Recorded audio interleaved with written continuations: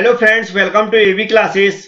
आज फ्रेंड्स जो मैं टॉपिक लेकर आया हूं उसमें समझाने वाला हूं इंजीनियरिंग मैकेनिक्स के ऑब्जेक्टिव क्वेश्चन। इंजीनियरिंग मैकेनिक्स के ऐसे ऑब्जेक्टिव क्वेश्चन जो पिछले किसी न किसी गवर्नमेंट एग्जाम में पूछे जा चुके हैं। फ्रेंड्स, हमने जो सीरीज स्टार्ट की थी इंजीनियरिंग मैकेनिक्स के ऑब्जेक्टिव क्वेश्चन की, उसका आज मैं नेक्स्ट भाग लेकर आया हूं जिसमें समझाने वाला हूं क्वेश्चन नंबर 36 से 45 के बीच में टोटल 10 क्वेश्चन। और फ्रेंड्स आज के जो सारे क्वेश्चन होंगे फ्रेंड्स वह रिलेटेड होंगे फोर्स एनालिसिस से। इससे पहले जो क्वेश्चन मैं डाल चुका हूं वह आप देखना चाहते हैं तो फ्रेंड्स हमने डिस्क्रिप्शन बॉक्स में लिंक दी है। इसके अलावा फ्रेंड्स आपको एक प्लेलिस्ट भी बन जाएगी जो होगी जेई मैकेनिकल मैकेनिक्स के नाम से, तो वहां से भी आप सारे हमारे जो भी वीडियो अभी तक डाले हैं मैंने ऑब्जेक्टिव क्वेश्चन के वह आप देख सकते हैं। अब मैं स्टार्ट कर रहा हूं आज का वीडियो। तो फ्रेंड्स यह जो वीडियो है सभी स्टूडेंट के लिए है, मैकेनिकल ब्रांच के किसी भी सेमेस्टर की स्टडी कर रहे हो, पास आउट हो चुके हो या फिर पास आउट होने वाले हो।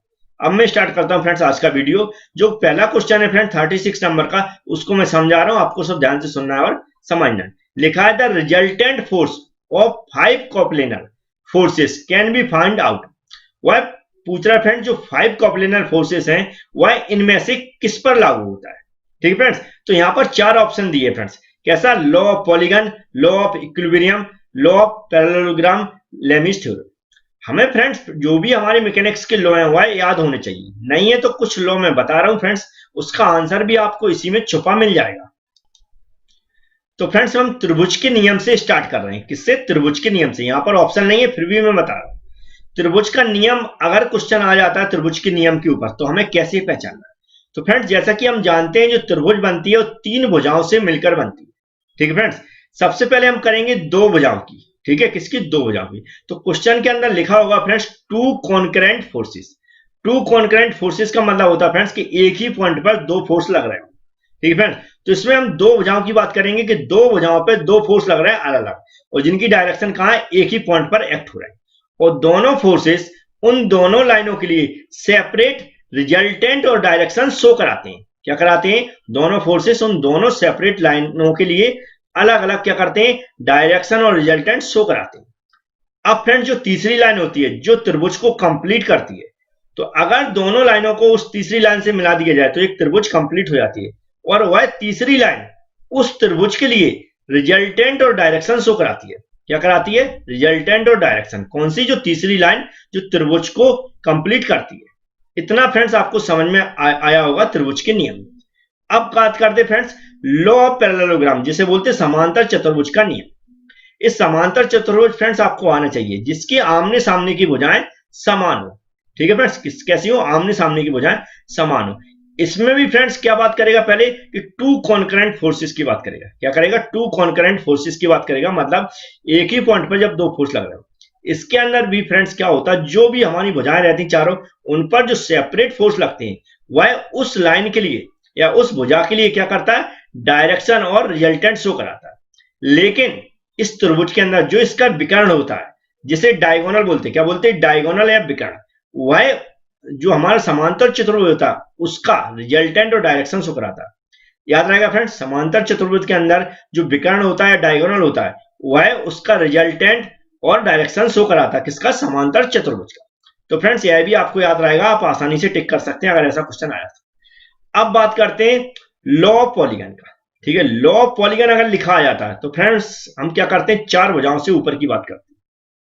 ठीक है, 4 भुजाओं से ऊपर की बात करेंगे, या फिर स्पेसिफाई नहीं होंगी भुजाएं 2 या फिर 3 या 4। ठीक है फ्रेंड्स, तो ऐसा पॉलीगन लॉ फ्रेंड्स जब इसकी 5 भुजाएं हो, क्या हो? 5 भुजाएं, और जब यह ओपन होता, क्या होता? ओपन होता, तो जो भी लाइनों के ऊपर जो भी फोर्स लगते हैं वह सेपरेट उन लाइनों का जो भी डायरेक्शन होता है और रिजल्टेंट होता है वह शो कराती है।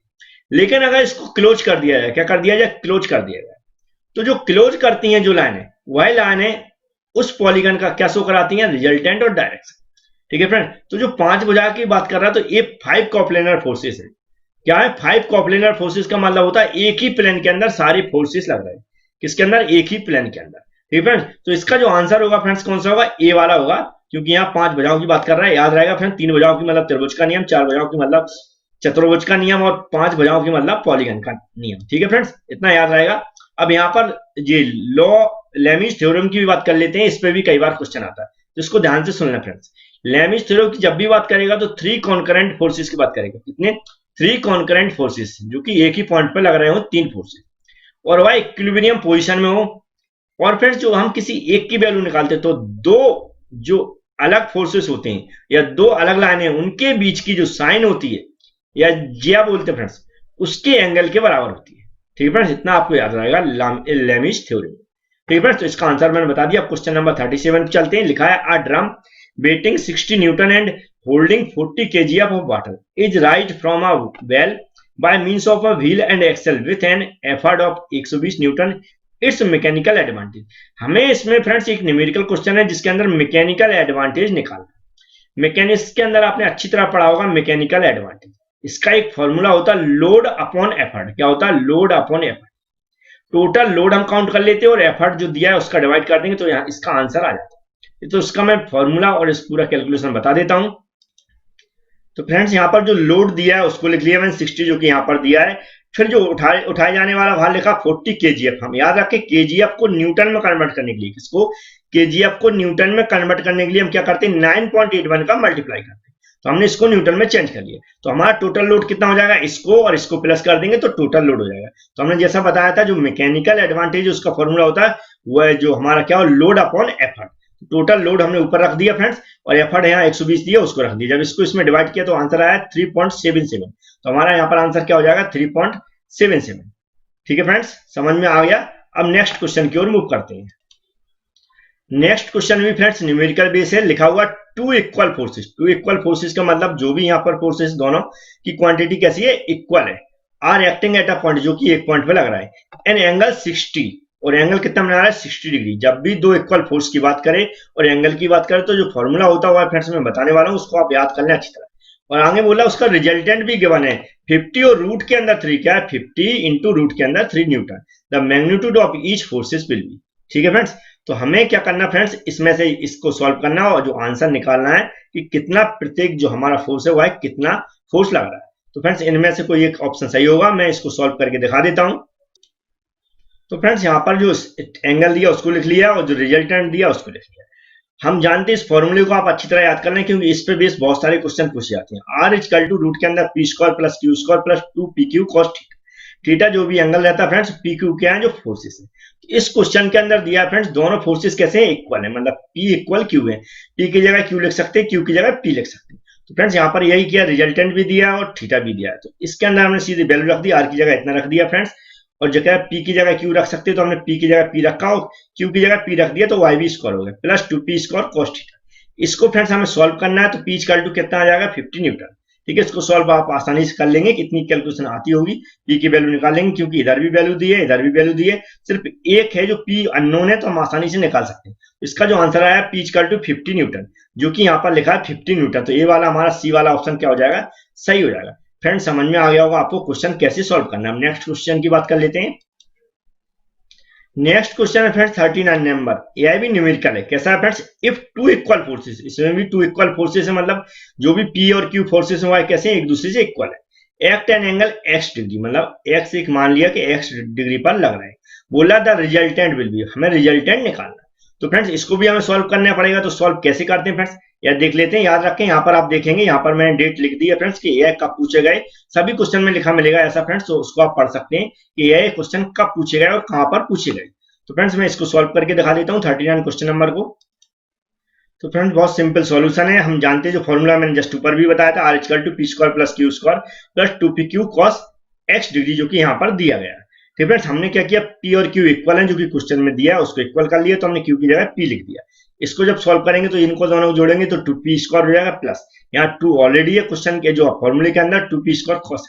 अब फ्रेंड्स अगर हम इसको 2 कॉमन ले लें, क्या करेंगे, p इसको बाहर निकाल लिया।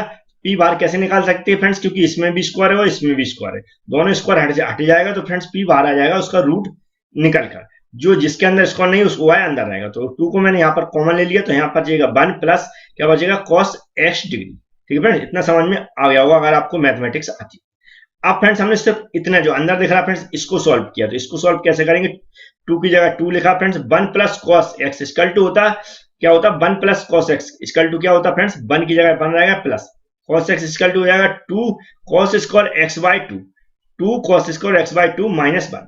फ्रेंड्स ये होता क्या होता cos x इक्वल टू क्या होता 2 cos square x by 2 minus 1।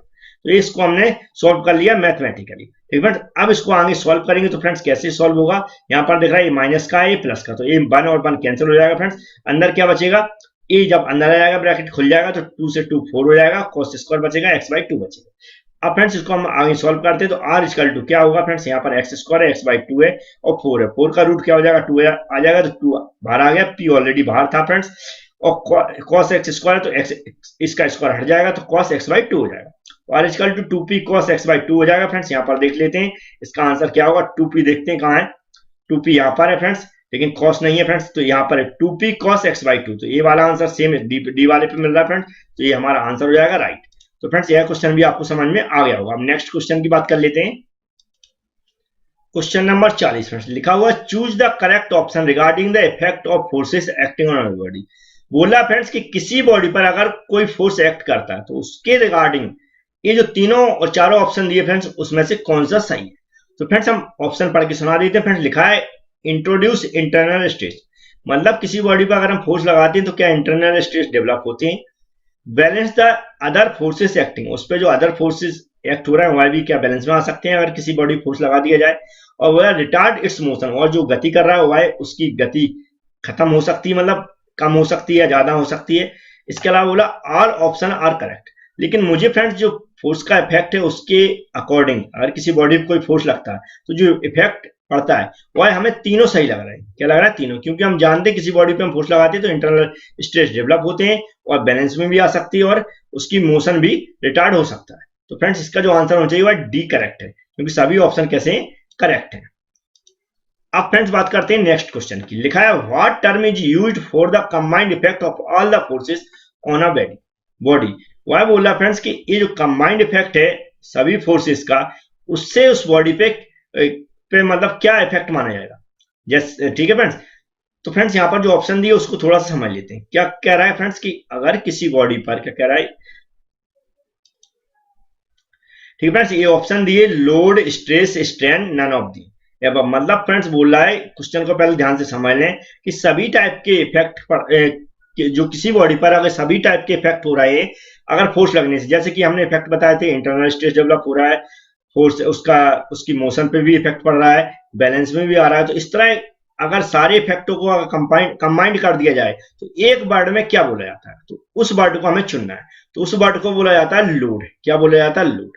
ठीक है, जैसे मान लो किसी पुल पर अगर कोई गाड़ी निकल रही है उस पर हम सारे टाइप के इफेक्ट पड़ रहे हो, लेकिन जो पुल पर इफेक्ट पड़ेगा कंबाइंड इफेक्ट वह क्या कहलाएगा, उस पर लोड ही तो लगेगा। तो इसलिए हम बोल सकते हैं कि लोड, पूरा जो कंबाइंड इफेक्ट है उसको क्या बोलते हैं, लोड बोलते हैं। याद रखें फोर्स के कंबाइंड इफेक्ट को क्या बोलते हैं, लोड। ठीक है फ्रेंड्स, याद रहेगा। अब नेक्स्ट क्वेश्चन की बात कर लेते हैं। तो फ्रेंड्स मैंने जैसे बताया था कि जो डायमेंशनल फॉर्मूला है उसके ऊपर बहुत सारे क्वेश्चन पूछे जाते हैं, जैसे कि इस क्वेश्चन में पूछा गया जो कि एसएससी जेईई में पूछा गया था कि जो फोर्स है उसके लिए डायमेंशनल फॉर्मूला क्या होता है। तो वह मैं फ्रेंड्स पहले सारे फॉर्मूले बता देता हूं जिससे आपको याद हो जाए और भी क्वेश्चन सॉल्व कर सकें। तो फ्रेंड्स हमने यहाँ पर लिस्ट लगा दी। जैसे एरिया का एल स्क्वायर होता है, वॉल्यूम का एल क्यू होता है, वेलोसिटी का एल टी की पावर -1 होता है, एक्जिलरेशन का होता है एल टी की पावर -2, फोर्स का होता है एम एल टी की पावर -2। तो देखेंगे बी वाला ऑप्शन सही हो जाएगा, एम एल टी की पावर -2। इसके अलावा भी बता देता हूँ एनर्जी का एम एल की पावर 2 टी की पावर -2, पावर का होता है एम एल की पावर 2 टी की पावर -3, प्रेशर का होता है एम एल की पावर -1 टी की पावर -2 और मोमेंटम का होता है एम एल टी की पावर -1। और सरफेस टेंशन का भी आपको याद रखना है। ठीक है फ्रेंड्स, तो इस तरह आपको ये याद हो जाएंगे अगर आप स्क्रीनशॉट ले लेंगे या नोट कर लेंगे। तो इसका आंसर भी मिल गया होगा आपको, ये बी आंसर सही है। नेक्स्ट क्वेश्चन की ओर मूव करते हैं। नेक्स्ट क्वेश्चन है फ्रेंड्स 34। यह एसएससी में ये भी क्वेश्चन पूछा गया था। The point of application of the resultant of all the forces which tends to cause rotation in the body about a certain axis is known as. तो friends इसका मैं डायरेक्ट आंसर बता रहा हूं। फ्रेंड्स ये जो डेफिनेशन लिखी हुई है, जो डेफिनेशन है वह सेंटर ऑफ परक्यूशन है ना, ये परितायन केंद्र बोलते हैं इसको, सेंटर ऑफ परक्यूशन। ठीक है फ्रेंड्स, इसको मैं रेड कर देता हूं। तो ये जो डी वाला ऑप्शन है फ्रेंड्स, इसकी डेफिनेशन यहाँ पर लिखी हुई है, तो ये वाला हमारा आंसर करेक्ट है। अब फ्रेंड्स नेक्स्ट क्वेश्चन की बात कर लेते हैं। तो फ्रेंड्स नेक्स्ट क्वेश्चन है 45 number. What is the effect of force applied on a rigid body. वह बोला फ्रेंड्स कि अगर कोई कठोर बॉडी है, ठीक है, सॉलिड बॉडी है, ठोस बॉडी है, उस पर अगर कोई फोर्स लग रहा है तो उस पर क्या इफेक्ट पड़ेगा? एक्सीलरेशन होगा, रिटार्डेशन होगा, चेंजिंग डायरेक्शन में चेंज हो सकता है, ऑल ऑफ दैट। तो मुझे जो आंसर लग रहा है फ्रेंड्स, क्योंकि उसमें एक्सीलरेशन भी उत्पन्न हो सकता है, रिटार्डेशन भी हो सकता है फ्रेंड्स, और डायरेक्शन भी चेंज हो सकती है। तो फ्रेंड्स इसका जो आंसर होना चाहिए वो क्या होगा? ऑल ऑफ द अबव, मतलब तीनों ऊपर के सही है। अब नेक्स्ट और लास्ट क्वेश्चन की बात कर रहा है फ्रेंड्स, लिखा है two forces act an angle of 120 degree पर। If the greater force is 50 newton and their resultant is perpendicular to the smaller force, the smaller force को हमें फाइंड आउट करना है। तो फ्रेंड्स इसका मुझे सॉल्यूशन बताना पड़ेगा डायरेक्ट, क्योंकि ये न्यूमेरिकल है फ्रेंड्स, तो मैं सॉल्यूशन इसका बता देता हूँ। तो फ्रेंड्स यह एक और इम्पोर्टेंट फॉर्मूला फ्रेंड्स, जब भी 120 एंगल की बात करें और एक ग्रेटर एक स्मॉल फोर्स की बात करें, तो यहाँ पर एक फॉर्मूला लिखा फ्रेंड्स, इसको आप याद कर लें, क्योंकि इस पर भी कई बार क्वेश्चन पूछे जाते हैं। टेन अल्फा क्या होता है? Tan alpha equal to F2 sin theta upon F1 plus F2 cos theta. ठीक है फ्रेंड्स, याद रहेगा, F2 sin theta upon F1 plus F2 cos theta. अब फ्रेंड्स यहाँ पर जो भी वैल्यू दिए हैं उसको हमें क्या करना? पुट करना फ्रेंड्स। जैसा कि यहाँ पर ये बनाया गया फ्रेंड्स, इसको आपको याद रखना कैसे बनाया जाता है। ठीक है फ्रेंड्स, अब ये डायग्राम बनाने की जरूरत नहीं पड़ती अगर मुझे फॉर्मूला याद है तो। फ्रेंड्स अब एंगल कैसे निकालते हैं? यहाँ पर जो अल्फा निकालते फ्रेंड्स, जो हमारा टोटल एंगल रहता है, कितना जो टोटल एंगल रहता है उसको हम 90 घटा देते हैं। जो टोटल एंगल रहता है फ्रेंड्स उसमें से हम 90 घटा देते हैं। कितना? 90 मतलब 90।